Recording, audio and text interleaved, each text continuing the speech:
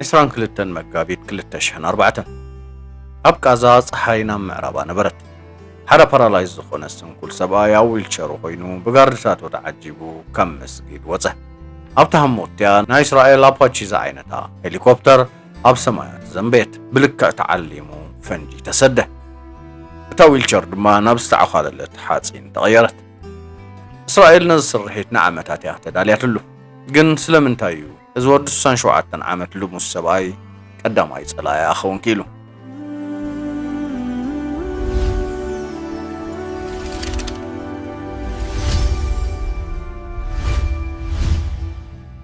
إذا ويلشرون كله استقت لسباي أحمد ياسين بهال تاريخه أبقى زايكون زجمر أمو داتاش حند شعات ميتن سالساتات أبزا خبنا حجي وان إسرائيل قل كيلومتر رحيقات راي تركب الجراس تبهاله قطر تولده أبتوان إزبوتا قزات فلسطينيرو سدرا بيت ياسين دما ترى بهلاو هيوتي مرح نبرو انتقلت سلام زملو نايقول عنا هيوتو بتشكان زملو من قد بيخو قارض استقدده أحمد قناود 3 عامات كله أبو موتمو حلفنت مع بايتا سدرا دما نبدي ودغه أبعدو قلقل وان كابتوم أبو أبكالو تانستز ولدهم قلعو مفلي خون تباهيلو بسماديو أحمد سادات تباهيلي صواع نبره تاناي مجمريا نتبا مغيرو أبشحن تشعات 148 أب قزي خوينات عرب إسرائيل مسح سدرا بيت ياسين كم تنكالو تاشحات سدرا بيتات نابدبو نابقازا ستريب قصاة مزابلت كابتز نبرو استخبري نايون انت مريت نبرا نابا معسكر الشهاتي أبتين داتات زنوبو سدتنياتات تغيرو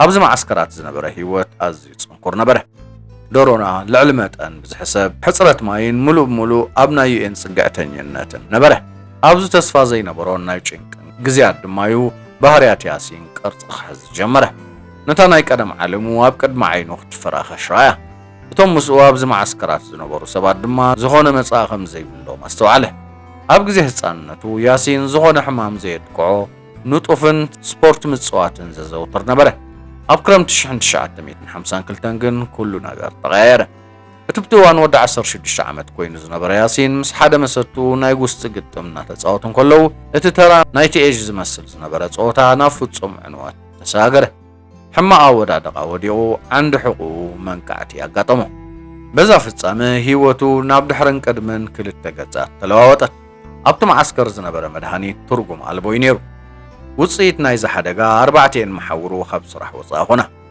اتمن اسيز نبر ياسين ولدوم سدر هرامي وابدم كياتو بمسقا ابجم كلاما مدن كله وديو 5 تحسي حبرو قنا ود 16 عامت ملو لميسن كله كما يركا محبراو صعبينات تقمر صبوق غيرو ترده ود 10 عامت مسكونه حدا نجر ترده نتا مريت فصيمو هواغا الله خونه شغوت كعت قلا خمزيكل أبتاب قنصام من حبرتسب ملو تغم زي بلو خينو تقلله إذن أقر نبتاز نبرت أنكو من قدي مرحو مسفح فحس الله أو مربب أكلو خبص رح وصاي خب كونه برأسو خطاوات جمره ياسين كله رخبو زخيل نقر كان بجمره سايكولوجي ايكونومي فيزيولوجي سوشيولوجي كله كان بجمره قاب كلون لعلقن بهايمانو تمارخه حدا غماره وي فورمولا خمتسي صار نبره سلمتاين خسر لنا كما جيرنا حنا نخنفد نخل زوم حطوتاتا وشتو تداغمو ابشان شعات 150 شعات نحاصير غزي ناب كايرو بمخاد اب يونيفرسيتي اين شام كيدو تمهاره ازاني حدا عامت حصر وان مستناي مسلم براذرهود حساب ملو كم سطم زغبرت عامت نبرت ياسين ناب قازخ ملسن كلو صنوع مرغص حيزيو تمليسو كمني عرب ممهر كوينو سراح جمره اب سفلالي صنبلاتون كساتف جمره أزيو دخم دم سكوان تنبرو قالاتو جن أزيوم كركوحاتن تواقاتن نبرو نمن سيات فلسطين بلكا اتخصم عوز دالي نقرات كنقروم جمره زلو ودخنات قدوس فتنا مقانون وربيتهم زلها قرد ما ملو خدم ساسكم زلوان كنقروم جمره بزد ما أزلو موس ممهر كم ممهر نابعبود إسلام أو سمعيت زلو صنيحو أب تاريخنا يزوبا أزي حدا قنيا زخونه عطو قجل خمسرت زخالة سبكونه حانتن كل سبا زيات غرمو نغرغنا الله انصار تزنبرو سنكلنا از شيخ ابو عبد الصدرا خوم بغي ابشان شعت ميتن سوسان من زمدو حليمه تمرعوا كابز حدارهم دما 10 حدا قلعو 3 ودات 8 والد ولدو ابها الفلسطين كم ز عينت عبد الصدرا بيت كلوكا نتزلكا درجه زري مراغسي ንሰዓብቱ እዚ ነቲ ዝነበሮ መንፈሳዊ ሓይሊ ዘረጋገፀ ናይ ባዮሎጂ ሕጊውን ዘፍረሰ ሓይሊ ነበረ። ኣብ መጀመርያ ሰብዓታት ያሲን ሓደ ሰይጣናዊ ግን ድማ ጽቡቕ ውጽኢት ዘለዎ ነገር ሓሰበ። ኣብ ጋዛ ዘለካ ስልጣን ንምምላስ ቀጥታዊ ኩናት ምእዋጅ የድልየካን እዩ።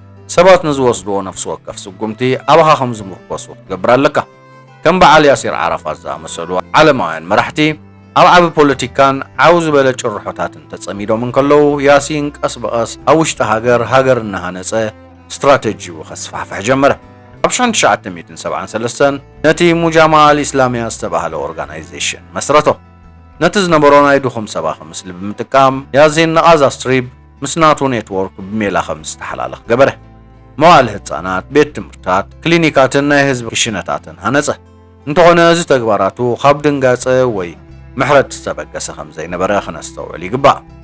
ናይ ምኽታም መስርሒ ነይሩ።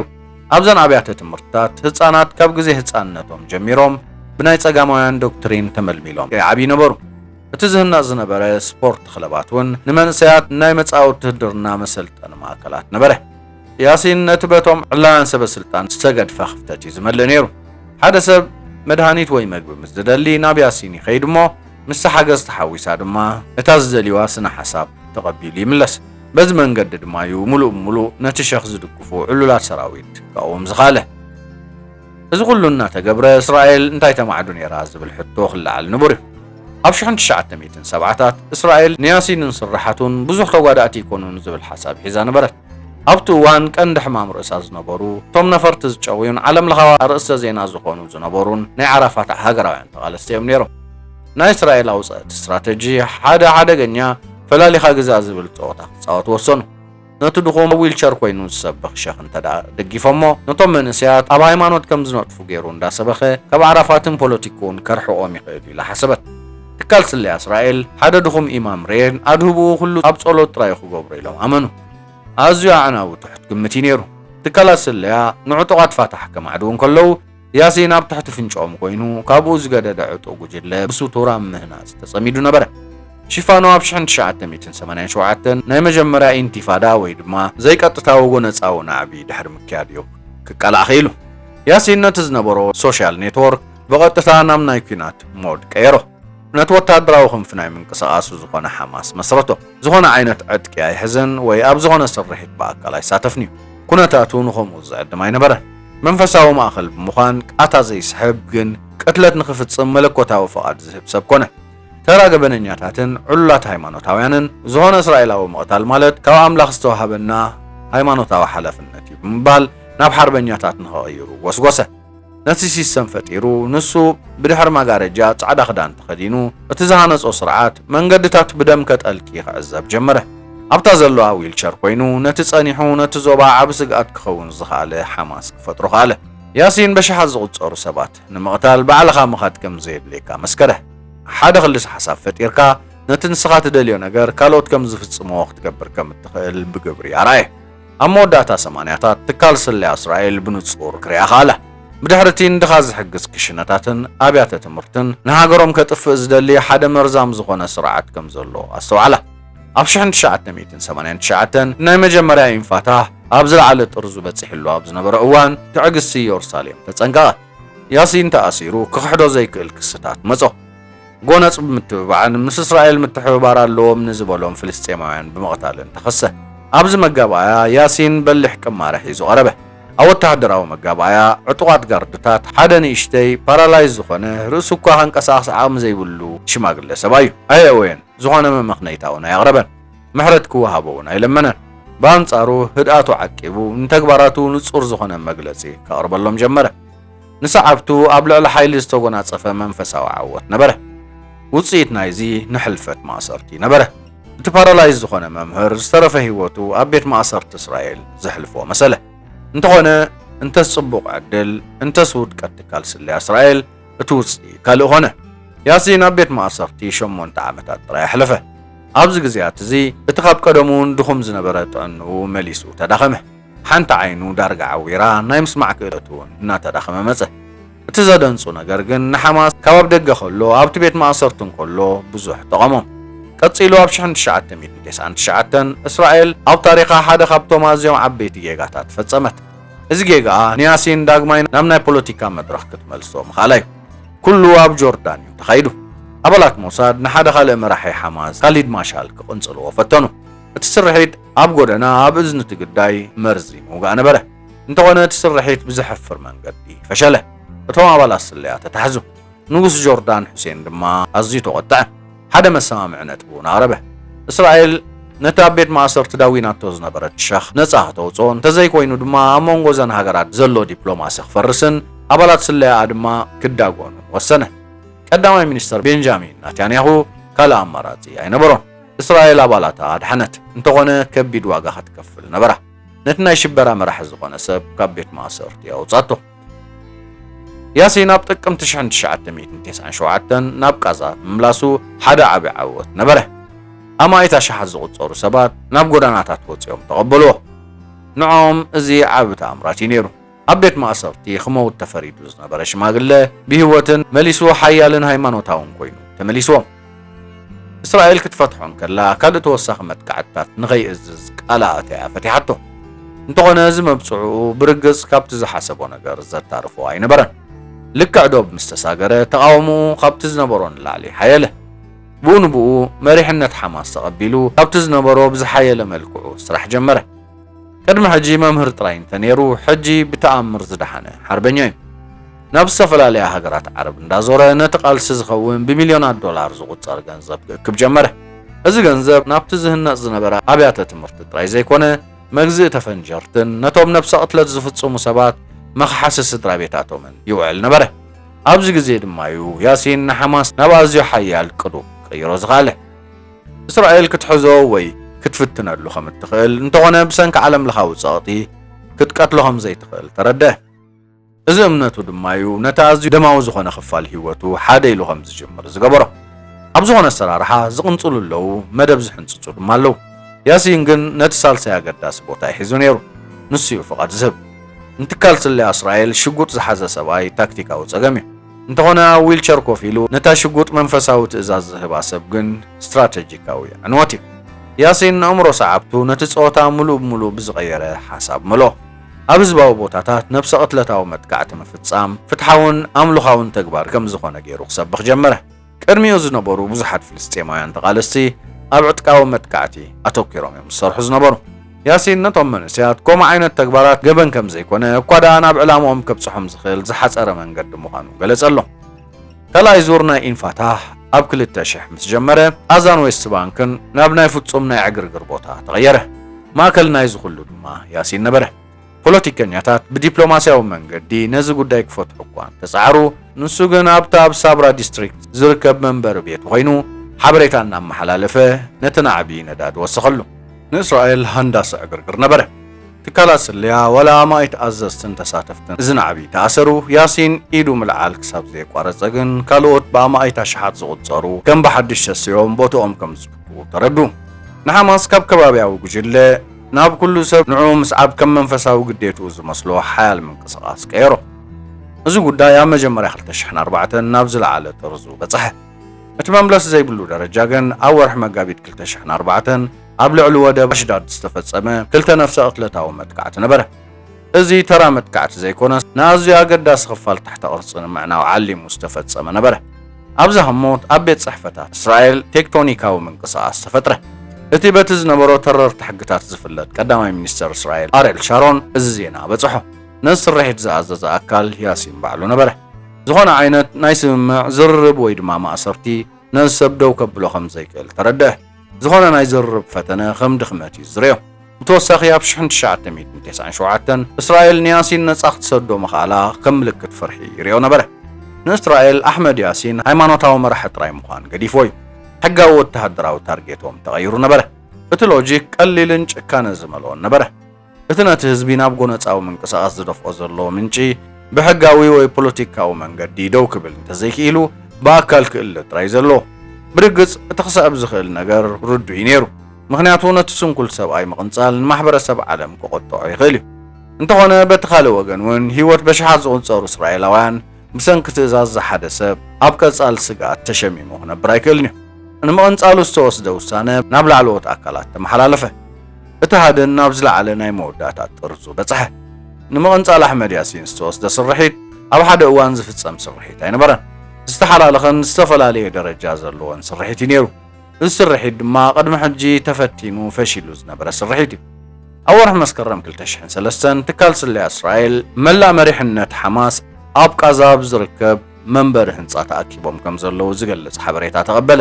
እዚ ኣብ ኣዝዩ ነዊሕ ግዜ ክርከብ ዝኽእል ዕድል እዩ ነይሩ። ሓይሊ ኣየር እስራኤል F-16 ዝዓይነታ ናይ ውግእ ነፋሪት ሰዲዱ ነቲ ህንጻ ዓነዎ። እንተኾነ ያሲን ሕጂ እውን ዕድል ገበረ። ኣብ ታሕተዋይ ክፋል እቲ ህንጻ ብምንባሩ ኣብ ኢዱ ጥራይ ንእሽተይ መጉዳእቲ ወሪድዎ ተገላገለ። እንደገፍቱ እዚ ምልክት መለኮታዊ ከለልኡ ነበረ። እቲ ሸኽ ንባዕሉ በዛ ኣጋጣሚ ፈጺመ ክትንከፍ ኣይክእልን እየ ዝብል እምነት ሓደረ። ኣብ ባንከራት ኣይሕባን እዩ። ከም ቀደሙ ናይ ቀደም ልምድታቱ ቀጸሎ።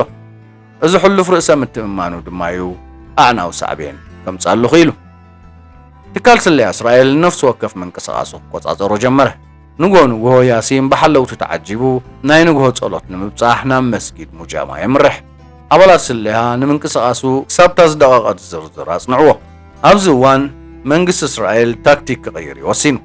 ኣብ ክንዲ ነፈርቲ ኲናትን ከበድቲ ኣጽዋራትን AH-64 ኣፓቺ ዝዓይነታ ናይ ውግእ ሄሊኮፕተር ክጥቀም ወሰነ። ምክንያቱ እዛ ሄሊኮፕተር ድምፂ ከይገበረት መፅያ ብፍሉይ ነቲ ተደልዩ ዘሎ ታርጌት ኣሲራ ንጎረባብቲ እቲ ብዙሕ ህዝቢ ዘለዎ ቦታ ከይተንከፈት ክትቅንፅሎ ትኽእል እያ። 22 መጋቢት 2004 እዚ ስርሒት ዝፍጸመሉ ዕለት እዩ። ናይ ጸሎት ሰዓታት ምስ ተወድአ ያሲን ምስ ዊልቸሩ ካብ መስጊድ ወፀ። ንድምፅተን እንዳቐረባ ዝመፃ ዝነበራ ሄሊኮፕተራት ንምዕብላል ነፈርቲ ኲናት እስራኤል ልዕል ኢለን ክበራ ጀሚረን ነበራ። እቲ ነዚ ሸኽ ዓጂብዎ ዝነበረ ጉጅለ ኣብ ካልዕ ቦታ ምስ በፅሐ እቲ ሄሊኮፕተር ክትትኩስ ፍቓድ ተዋህባ። በዚ ድማ ኣብ ልዕሊ እታ ዊልቸር ዝነበረ ሽማግለን ዓጀብቱን ሓዊ ዘነበ። እቲ ባርዕ ሓደ ድሕሪ ሓደ ወረደ። ሸኽ ኣሕመድ ያሲንን ዓጀብቱን ብውንብኡ ተቐትሉ። እቲ ዝነበረ ትኪ ምስ በነነ እቲ እንኮ ተሪፉ ዝነበረ ነገር እታ ዊልቸር ኮይና ተገልግል ዝነበረት ድሓር ግን ናብ ዝተዓኻለለ ሓፂን ዝተቐየረት ንብረት ጥራይ ነበረት። እዚ ስእሊ ንመላእ ዓለም ምልክት ጭካነ ክኸውን እንከሎ ንእስራኤል ግን ምዝዛምቲ መጠን ዘይነበሮ ስግኣት መራሕቲ ሽበራውያን ጉጅለ ነበረ። ሞት ኣሕመድ ያሲን ከቢድ ናዕብዩ ኣላ ኢሉ እቲ ኣብ ጎደናታት ፍልስጤም ዝነበረ ቁጥዐ ዝዝሕል ኣይመስልኒ። በማይታ ሸሓት ዝቑፀሩ ሰባት ኣብ ቀብሩ ተሳተፉ። ሓማስ ድማ ኣብ ልዕሊ እስራኤል ናይ ገሃነም ሓዊ ከም ዝተፍእ ብዓውታ ኣወጀ። እንተኾነ ኢየሩሳሌም ኣብዛ ሓደ ታርጌት ጥራይ ደው ናይ ምባል መደብ ኣይነበራን። ኣብ ውሽጢ ወርሒ ዘይመልእ ግዜ ኣብ ሚያዝያ 2004 ብተመሳሳሊ መንገዲ ብሄሊኮፕተር ብዝተፈነወ ሚሳይል ተካ ኣሕመድ ያሲን ዝኾነ ዓብድልዓዚዝ ኣልራንቲሱን ቀተለት። እስራኤል ነቲ ዝተቐንጸለ ኣእምሮ ዝጉጅለ ንምትካእ ዝግበር ፈተነ ብናይ ሚሳይል መጥቃዕቲ ከም ተኣልዮ ንጹር ገበረቶም። እስራኤል ኣብዚ ታክቲካዊ ዓወት ተጎናጸፈት። እቲ ዝነበረ ነብሲ ቅትለታዊ ማዕበል ጎደለ። መሪሕነት ሓማስ እውን ንግዚኡ ሕንፍሽፍሽ ኣተዎ። እንተኾነ ክሳብ ሕጂ ዝቕጽል ዘሎ ናይ ዝጎናዊ ሳዕቤን ኣሎ። ድሕሪ ሞት መራሕቱ እዚ ምንቅስቓስ ጽንፈኝነቱን እናበርትዐ ብምምጻእ ሓደስቲ መሻርክቲ ኸናዲ ጀመረ።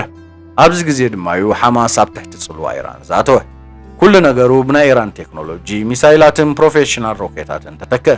ካብዚ ሓሊፉ እውን ቅትለት ያሲን ኣብ ከባቢኡ ናቕ ዘይብል ናይ ሓርበኝነት ስምዒት ፈጠረ።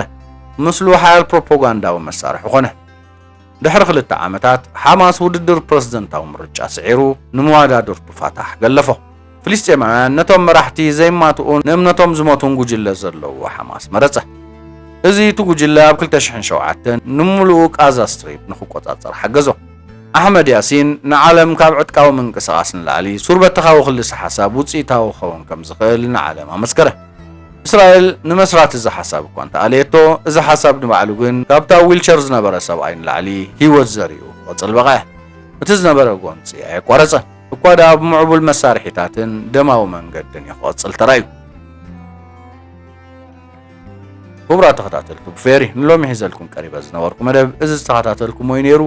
ጽባሕ ብኻልእ ትሕዝቶ ክንረኸብ ኢና። ክሳብ ሽዑ ድማ ኣብ ዘለኹሞ ሰላም ጥዕና ቅሳነትና ተመነኹ ሰናበተኩም ቻው።